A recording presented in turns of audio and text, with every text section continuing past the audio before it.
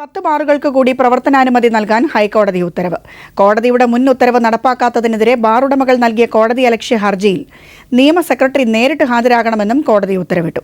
കോടതിയുടെ മുൻ ഉത്തരവ് പ്രകാരം സർക്കാർ തീരുമാനമെടുക്കാത്തത് എന്തുകൊണ്ടാണെന്ന് കോടതി ചോദിച്ചു.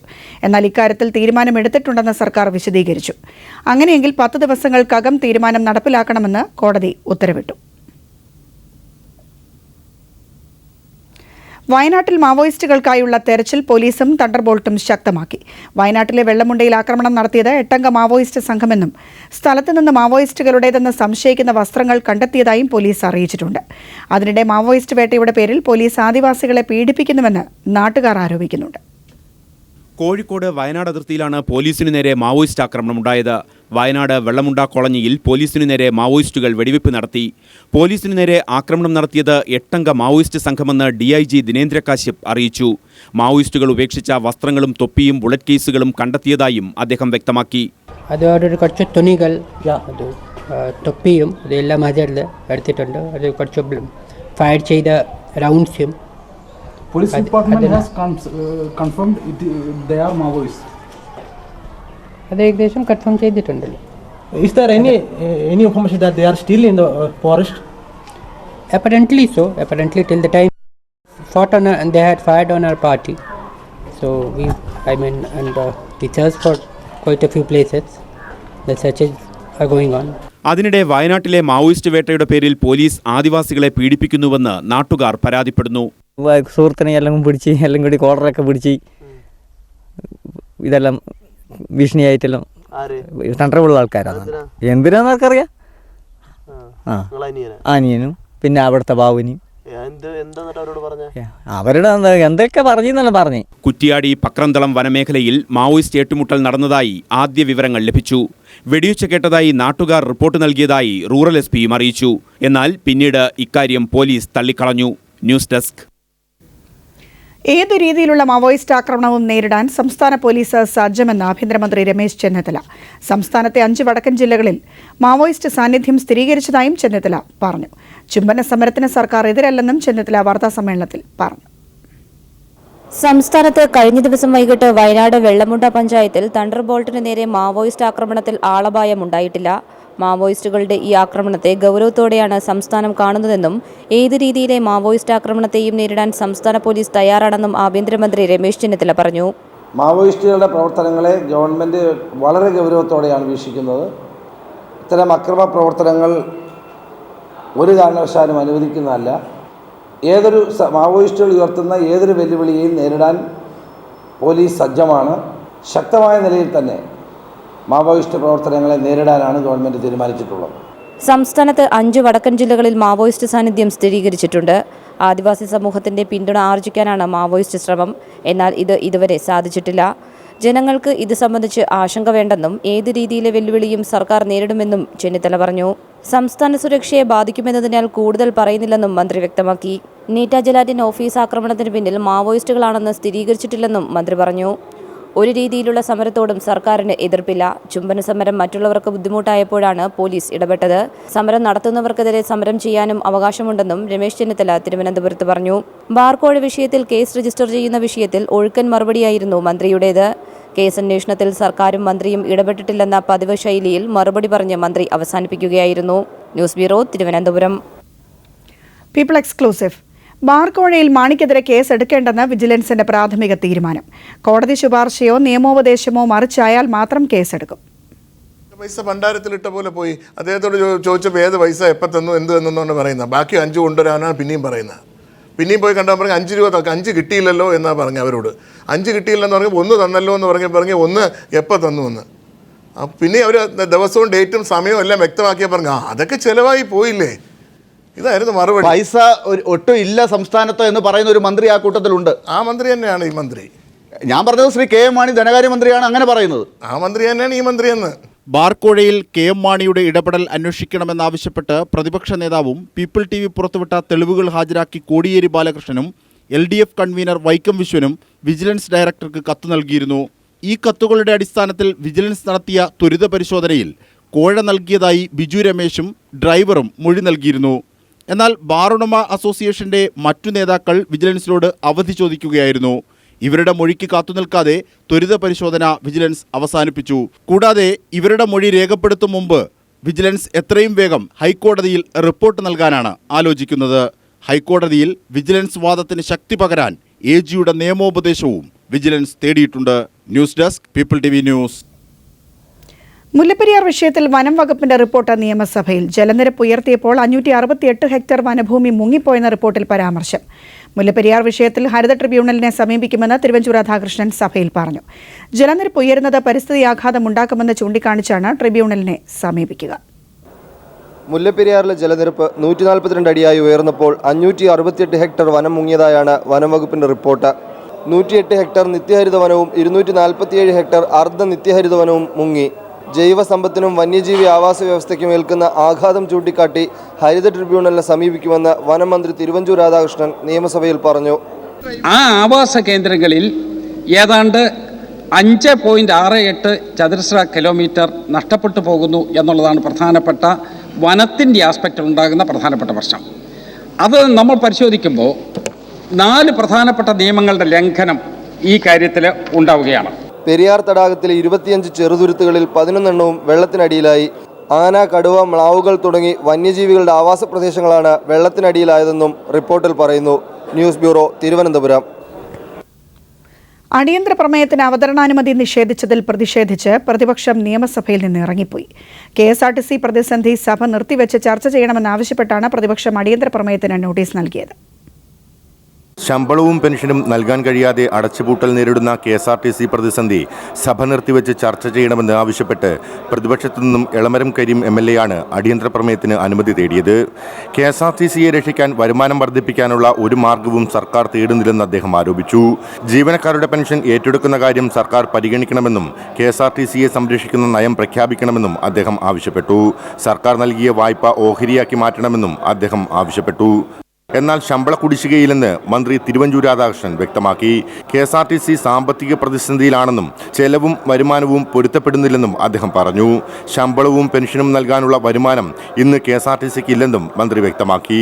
സൗജന്യ യാത്ര നൽകിയ ഇനത്തിൽ 1216 കോടി രൂപ സർക്കാരിൽ നിന്നും ലഭിക്കാനുണ്ടെന്നും പ്രതിദിന വരുമാനം 7 കോടി രൂപയാക്കാനാണ് സർക്കാർ ശ്രമമെന്നും ഇതിനായി 1200 ഷെഡ്യൂളുകൾ പുനഃക്രമീകരിക്കുന്നുവെന്നും മന്ത്രി സഭയെ അറിയിച്ചു.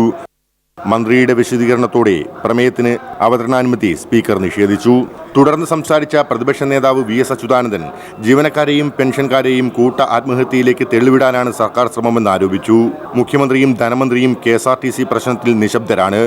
ധനവകുപ്പ് നൽകിയ ധനസഹായം ആനവായിൽ അമ്പഴങ്ങിയാണെന്നും VS കളിയാക്കി. തുടർന്ന് പ്രതിപക്ഷം സഭയിൽ നിന്നും ഇറങ്ങിപ്പോയി. Leslie John, news bureau, Thiruvananthapuram. Calicut സർവകലാശാലയിലെ വിദ്യാർത്ഥി സമരം തീർക്കാൻ മുഖ്യമന്ത്രി ഇടപെടണമെന്ന് CPM സംസ്ഥാന സെക്രട്ടറി പിണറായി വിജയൻ. വിദ്യാർത്ഥികൾ സമരം തുടരുന്നത് സർക്കാരിന് അപമാനമാണെന്നും പിണറായി വിജയൻ പറഞ്ഞു. സമരം ചെയ്യുന്ന വിദ്യാർത്ഥികളെ സന്ദർശിച്ച ശേഷമാണ് പിണറായി വിജയന്റെ പ്രതികരണം. ചെലവന്നൂരിലെ DLF കെട്ടിടം പൊളിച്ചു മാറ്റാൻ ഹൈക്കോടതി ഉത്തരവ്. തുടർന്നുള്ള നിർമ്മാണ പ്രവർത്തനങ്ങൾ നിർത്തിവെക്കണമെന്നും കോടതി നിർദ്ദേശം. കൊച്ചി നഗരസഭ ഫ്ളാറ്റ് നിർമ്മാണത്തിന് അനുമതി നൽകിയത് തീരദേശ പരിപാലന നിയമത്തിലെ വ്യവസ്ഥകൾ ലംഘിച്ചാണെന്ന് വ്യക്തമാക്കിയാണ് കോടതിയുടെ ഉത്തരവ്. തദ്ദേശവാസിയായ AV ആന്റണിയുടെ ഹർജിയിലാണ് കോടതി നടപടി. ഫ്ളാറ്റ് നിർമ്മാണത്തിന് DLF അനുമതി തേടിയത് തീരദേശ പരിപാലന നിയമം ലംഘിച്ചാണോ എന്ന് പരിശോധിക്കുന്നതിൽ നഗരസഭ വീഴ്ച വരുത്തിയെന്ന് കോടതി വിലയിരുത്തി. പാരിസ്ഥിതിക സന്തുലിതാവസ്ഥ നിലനിർത്തുന്നതിനാണ് രാജ്യത്ത് നിലവിലുള്ള നിയമങ്ങളെന്നും ഇത് കമ്പനി തകിടം മറിച്ചുവെന്നും കോടതി പറഞ്ഞു. ഇത്തരം നടപടികൾ തുടരാൻ അനുവദിച്ചാൽ ജനജീവിതം ദുസ്സഹമാവുമെന്നും പൊതുജനങ്ങളുടെ ഭരണഘടനാ അവകാശങ്ങളുടെ ലംഘനമാവുമെന്നും കോടതി ചൂണ്ടിക്കാട്ടി. പരിസ്ഥിതി രാജ്യത്തിൻ്റെ സ്വത്താണെന്നും അത് തകർക്കാൻ ആരെയും അനുവദിക്കാനാവില്ലെന്നും കോടതി പറഞ്ഞു. 2007 അനുമതി പ്രകാരം നിർമ്മിച്ച കെട്ടിടം പൊളിച്ചു നീക്കണമെന്നും കോടതി നിർദ്ദേശിച്ചു. കൊച്ചി ചെലവന്നൂരിൽ കായൽ കയ്യേറി തീരദേശ പരിപാലന നിയമവും തണ്ണീർത്തട സംരക്ഷണ നിയമവും അട്ടിമറിച്ചാണ് DLF കമ്പനി ഫ്ളാറ്റ് നിർമ്മിച്ചതെന്ന് പീപ്പിൾ TV മാസങ്ങൾക്ക് മുൻപ് വാർത്ത നൽകിയിരുന്നു. പീപ്പിൾ വാർത്തയെ തുടർന്ന് ഈ വിഷയം നിയമസഭയിൽ ചർച്ചയാവുകയും പിന്നീട് കയ്യേറ്റം സംബന്ധിച്ച് പരിശോധന നടത്താൻ സർക്കാർ 3-അംഗ സമിതിയെ നിയോഗിക്കുകയും ചെയ്തു. DLF കായൽ കയ്യേറിയിട്ടുണ്ടെന്ന് 3-അംഗ സമിതി കണ്ടെത്തുകയും ചെയ്തിരുന്നു. തുടർന്ന് കയ്യേറ്റം ഒഴിപ്പിക്കുന്നതുമായി ബന്ധപ്പെട്ട നടപടികൾ വൈകുന്ന സാഹചര്യത്തിലാണ് കോടതി ഉത്തരവ്. News bureau, Kochi. CPM പ്രവർത്തകർ കാസർഗോഡ് പെരിയയിൽ ദേശീയപാത ഉപരോധിച്ചു. ദേശീയപാതയുടെ അറ്റകുറ്റപ്പണികൾ പൂർത്തിയാക്കി ഗതാഗത യോഗ്യമാക്കണമെന്നാവശ്യപ്പെട്ടാണ് സമരം നടത്തിയത്. കാഞ്ഞങ്ങാടിനും ഉപ്പളയ്ക്കുമിടയിൽ ദേശീയപാത പൂർണ്ണമായി തകർന്ന നിലയിലാണ്. കഴിഞ്ഞ മഴക്കാലത്ത് തകർന്ന ദേശീയപാത ഗതാഗത യോഗ്യമാക്കുന്നതിൽ സർക്കാരും പൊതുമരാമത്ത് വകുപ്പും കാട്ടുന്ന ഗുരുതരമായ അലംഭാവത്തിൽ പ്രതിഷേധിച്ചാണ് CPIM നേതൃത്വത്തിൽ പെരിയയിൽ ദേശീയപാത ഉപരോധിച്ചത്. CPIM Kanhangad area secretary M. പൊക്കളൻ സമരം ഉദ്ഘാടനം ചെയ്തു. റോഡ് തകർന്നതിനെ തുടർന്ന് പെരിയയ്ക്ക് സമീപം ദേശീയപാതയിൽ വാഹനാപകടങ്ങൾ നിരന്തരമായി ഉണ്ടാകുന്നുണ്ട്. രോഗികളുമായി എത്തുന്ന ആംബുലൻസുകൾ തകർന്ന ദേശീയപാതയിൽ യാത്ര തുടരുവാൻ ഏറെ പ്രയാസപ്പെടുന്നു. രാഷ്ട്രപതി പ്രണബ് മുഖർജി കേന്ദ്ര സർവകലാശാലയുടെ പെരിയ ക്യാമ്പസ് ഉദ്ഘാടനത്തിന് വന്നതുപോലും പൊട്ടിപ്പൊളിഞ്ഞ ദേശീയപാതയിലൂടെയാണ്. കാഞ്ഞങ്ങാടിനും മഞ്ചേശ്വരത്തിനുമിടയിൽ ദേശീയപാതയിൽ പല ഭാഗങ്ങളിലും റോഡ് പൂർണ്ണമായി തകർന്നു. അധികൃതർ കണ്ണു തുറക്കുന്നില്ലെങ്കിൽ പ്രക്ഷോഭം തുടരാനാണ് CPM തീരുമാനം. ഇത്തരം നെറുകെട്ട ഭരണകൂടത്തിനെതിരെയായിട്ട് ശക്തമായിട്ടുള്ള സമര പോരാട്ടം നമുക്ക് നടത്താൻ വേണ്ടി കഴിയുന്നതായിട്ടുണ്ട്. ഈ സമരം ഒരു സൂചന എന്ന് മാത്രം മനസ്സിലാക്കിക്കൊണ്ട് ഇതുമായി ബന്ധപ്പെട്ട നടപടി സ്വീകരിക്കാൻ വേണ്ടി തയ്യാറാവുന്നില്ലെങ്കിൽ ശക്തമായിട്ടുള്ള സമര പോരാട്ടങ്ങൾക്ക് തയ്യാറാവും എന്നാണ് സൂചിപ്പിക്കാറുള്ളത്. കാസർഗോഡ് ജില്ലയിൽ ദേശീയപാത ഉൾപ്പെടെയുള്ള റോഡുകളുടെ അറ്റകുറ്റപ്പണികൾ ഉടൻ നടത്തുമെന്ന് പൊതുമരാമത്ത് മന്ത്രി VK ഇബ്രാഹിം കുഞ്ഞ് ജനപ്രതിനിധികൾക്ക് 6 മാസം മുമ്പ് നൽകിയ ഉറപ്പ് ഇനിയും യാഥാർത്ഥ്യമായിട്ടില്ല. NH ഉദ്യോഗസ്ഥരും കരാറുകാരും നടത്തുന്ന ഒത്തുകളിയുടെ ഭാഗമായാണ് അറ്റകുറ്റപ്പണികൾ വൈകുന്നതെന്ന് ജനങ്ങൾ വിശ്വസിക്കുന്നു. ആവശ്യമായ ഫണ്ടുണ്ടായിരുന്നിട്ടും യുദ്ധകാലാടിസ്ഥാനത്തിൽ പരിഹരിക്കേണ്ട ദേശീയപാതയുടെ അറ്റകുറ്റപ്പണി നടത്തുവാൻ ബന്ധപ്പെട്ടവർ തയ്യാറാകുന്നില്ല. സ്വകാര്യ വ്യക്തിയുടെ ഭൂമി സംരക്ഷിക്കാൻ അതിവേഗത്തിൽ കോൺക്രീറ്റ് ഭിത്തി നിർമ്മിച്ചു നൽകിയ NH അധികൃതർ പാടെ തകർന്ന ദേശീയപാതയുടെ സംരക്ഷണം പൂർണ്ണമായി അവഗണിക്കുന്നു. News bureau, Kasaragod. CPM Alappuzha ജില്ലാ സെക്രട്ടേറിയറ്റ് അംഗം KK ചെല്ലപ്പൻ അന്തരിച്ചു. 82 വയസ്സായിരുന്നു. ദീർഘകാലം ഇടുക്കി ജില്ലാ സെക്രട്ടറിയായി പ്രവർത്തിച്ചിട്ടുണ്ട്. ആലപ്പുഴ ജില്ലാ കമ്മിറ്റി ഓഫീസിലും കായംകുളം ഏരിയ കമ്മിറ്റി ഓഫീസിലും പൊതുദർശനത്തിന് വെച്ച ശേഷം നാളെ 11 മണിക്ക് മൃതദേഹം സംസ്കരിക്കും. ട്രേഡ് യൂണിയൻ പ്രസ്ഥാനത്തിനും പുരോഗമന പ്രസ്ഥാനങ്ങൾക്കും തീരാ നഷ്ടമാണ് ചെല്ലപ്പന്റെ വേർപാടെന്ന് CITU സംസ്ഥാന കമ്മിറ്റി അനുശോചിച്ചു. തിങ്കളാഴ്ച പുലർച്ചെ 3 മണിയോടെയായിരുന്നു KKC എന്ന് സഹപ്രവർത്തകർ വിളിച്ചിരുന്ന KK ചെല്ലപ്പൻ അന്തരിച്ചത്. 1972 മുതൽ 81 വരെ CPM ഇടുക്കി ജില്ലാ സെക്രട്ടറിയായി പ്രവർത്തിച്ചു. 88 മുതൽ 91 വരെ ആലപ്പുഴ ജില്ലാ സെക്രട്ടറിയായും പ്രവർത്തിച്ചിരുന്നു. കൂടാതെ CITU സംസ്ഥാന വൈസ് പ്രസിഡന്റായും ചെത്തൊഴിലാളി ഫെഡറേഷൻ സംസ്ഥാന ജനറൽ സെക്രട്ടറിയായും ഇദ്ദേഹം പ്രവർത്തിച്ചിട്ടുണ്ട്. കൂടാതെ മറ്റ് നിരവധി മേഖലകളിലും പ്രവർത്തിച്ചു വരുന്നതിനിടയിലായിരുന്നു KKCയുടെ അന്ത്യം. KKCയുടെ വേർപാട് നികത്താൻ കഴിയാത്തതാണെന്ന് CPM സംസ്ഥാന സെക്രട്ടറി പിണറായി വിജയൻ പറഞ്ഞു. കായംകുളത്തെ KKCയുടെ വീട്ടിലെത്തി മൃതദേഹത്തിൽ പുഷ്പചക്രം അർപ്പിച്ച ശേഷം മാധ്യമങ്ങളോട് സംസാരിക്കുകയായിരുന്നു അദ്ദേഹം. ഇടുക്കിയിൽ പാർട്ടി കെട്ടിപ്പടുക്കുന്നതിൽ ഇന്ന് കാണുന്ന പാർട്ടിയെ ആ രൂപത്തിൽ വാർത്തെടുക്കുന്നതിൽ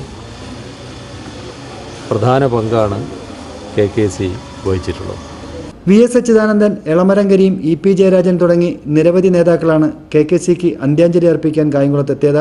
ചൊവ്വാഴ്ച രാവിലെ 11 മണിയോടെ കായംകുളം കണ്ടല്ലൂർ പുതുവിള വീട്ടിൽ KKCയുടെ സംസ്കാര ചടങ്ങുകൾ നടക്കും. News bureau, Alappuzha.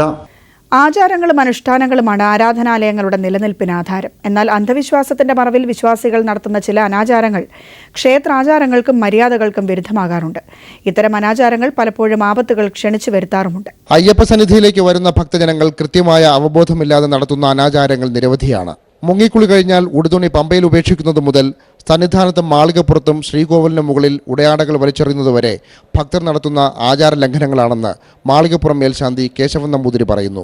മഞ്ഞപ്പൊടി വാരി എറിയുക, അതുപോലെ തന്നെ അവിടുന്ന് തന്നെ പ്രസാദം നിങ്ങളാൽ എടുത്തുകൊണ്ട് പോവുക, ഉടയാടകൾ വാരി അലക്ഷ്യമായിട്ട് ശ്രീകോവിലിൻ്റെ മുകളിൽ എറിയുക, കുഞ്ഞുങ്ങളെ കയറ്റി എടുപ്പിക്കുക, ഇതൊക്കെ അരുതാത്ത പ്രവർത്തികളാണ്. 18-ാം പടിയിൽ നാളികേരം ഉടയ്ക്കുക, ക്ഷേത്രാങ്കണത്തിൽ മഞ്ഞൾപ്പൊടിയും ഭസ്മവും വാരി വിതറുക, നാളികേരം നിലത്തുരുട്ടുക, അലക്ഷ്യമായി പനിനീര് കുടയുക, കർപ്പൂരം കത്തിച്ച് തിരക്കിലൂടെ നടക്കുക തുടങ്ങിയ അനാചാരങ്ങൾക്കും വിശ്വാസികൾ വഴിപ്പെടരുതെന്ന് മേൽശാന്തി അഭ്യർത്ഥിക്കുന്നു. ഇത് അനാചാരമാ, വിശ്വാസത്തിൻ്റെ ഭാഗമല്ല. അങ്ങനെ ഒരു ക്രിയ ഇവിടെ ചെയ്യാൻ വിധിച്ചിട്ടില്ല. ഈ ലക്ഷോപലക്ഷം ആൾക്കാർ വരുന്നിടത്ത് ഞാൻ എന്ത് ചെയ്യാനൊക്കും? നമ്മൾ ഒരു കാരണവശാലും തെറ്റ് ചെയ്യരുത്, ക്ഷേത്രസന്നിധിയിൽ പ്രത്യേകിച്ച്. ഭക്തർ ആദരവോടെ കൊണ്ടുവരുന്ന അർച്ചന സാമഗ്രികൾ അലക്ഷ്യമായി വലിച്ചെറിയുന്നതിനു പകരം അത് ശരിയായ രീതിയിൽ അയ്യപ്പന് സമർപ്പിക്കുകയാണ് ചെയ്യേണ്ടതെന്ന് മേൽശാന്തി ഓർമ്മിപ്പിക്കുന്നു. പുണ്യം തേടി വന്ന് പാപഭാരവും പേറി മലയിറങ്ങേണ്ട ഗതികേടിലേക്ക് തീർത്ഥയാത്ര മാറിപ്പോകരുതെന്നും മേൽശാന്തി ഓർമ്മിപ്പിക്കുന്നു. ക്യാമറമാൻ വിനോദിനൊപ്പം VJ Mineesh Kumar, news bureau, Sannidhanam. 58ാമത് സംസ്ഥാന സ്കൂൾ കായികമേളയുടെ ആദ്യ ദിനം 5 മീറ്റർ റെക്കോർഡുകൾ പിറന്നു. 18 ഇനങ്ങളിൽ മത്സരം പൂർത്തിയായപ്പോൾ 53 പോയിന്റ് നേടി എറണാകുളം ഒന്നാമതാണ്. 2ാം സ്ഥാനത്തുള്ള പാലക്കാടിന് 30 പോയിന്റും 3ാം സ്ഥാനത്തുള്ള കോഴിക്കോടിന് 28 പോയിന്റുമാണുള്ളത്. സ്കൂളുകളുടെ വിഭാഗത്തിൽ 26 പോയിന്റുകൾ നേടി കോതമംഗലം മാർബേസൽ സ്കൂൾ ലീഡ് ചെയ്യുകയാണ്.